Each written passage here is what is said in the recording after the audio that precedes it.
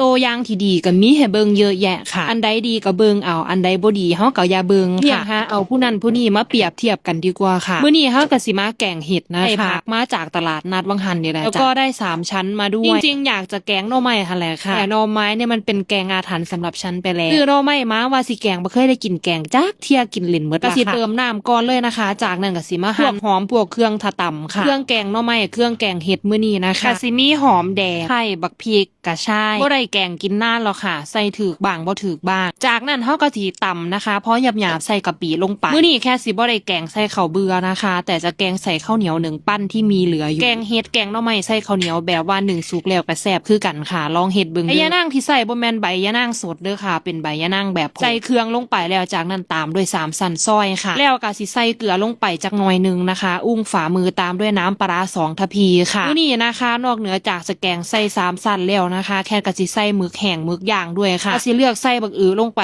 ก่อนเลยนะคะจังสิใส่พวกกระเจี๊ยบพวกท้องแล้วก็ได้เห็ดฟางมากำนึงค่ะนั่นก็สิใส่ข้าวเหนียว1สุกลงไปนะคะ1ปันด้วยปลาหมึกแห้งที่เฮาอบในหม้อแอร์ฟรายนะคะอยากกินแบบไหนอยากกินอีหยังเฮาก็ใส่ลงไปแกงเลยค่ะจากนั้นนะคะพี่น้องก็สิเสียดน้ำปลาใส่จักหน่อยนึงผงชูรสใส่แล้วค่ะนิดนึงตามด้วยลูกโดดนี่เป็นพริกใหญ่เลยค่ะลืมหยิบมาด้วยซื้อบักพริกขี้หนูแล้วแต่หากลืมค่ะจากนั้นก็สิใส่ผักกูดลงไปสักกำนึงนะคะเด็ดเอาแต่ยอดมันค่ะตามด้วยผักอีตูใส่ผักลงไปแล้วหอมห่วยๆบักยางคักเลยค่ะช่วงนี้ก็จะเป็นช่วงเห็ดฟางเยอะมากๆเลยค่ะเอามาแกงกินแบบนี้แต่แซ่บคักขาดหน่อไม้พี่น้องเอ้ยกลิ่นหอมมากๆแกงหม้อบักใหญ่เลยค่ะกินผู้เดียวมือนึงมื้อสับจากนั้นนะคะแกงสุกแล้วกับโป่งมาลงเลยค่ะตักเสิร์ฟได้เลยค่ะและนี่ก็คือแกงเห็ดของข่อยค่ะแกงเห็ดบ้านอื่นเป็นแนวใดข่อยบ่รู้ค่ะแต่ว่าแกงเห็ดข่อยนะคะสารพัดซัมมะปีสิใส่เลยค่ะอยากกินหยังก็ใส่แม่มันลงไปเลยค่ะหุงข้าวกินฮ้อนๆค่ะมื้อนี้บ่ได้นึ่งข้าวเหนียวแต่ว่าข้าวเหนียวน่ะเอามาจากร้านไก่ย่างวิเชียรเหลือปั่นนึงก็เลยมาแกงเห็ดกินค่ะกินอยู่มองระเบียงนี่ล่ะค่ะลมเย็นดีนะคะเปิดประตูแบบนี้บ่เหลือเลยค่ะยุ่งสิบ่เข้าห้องเข้าอ้ายยา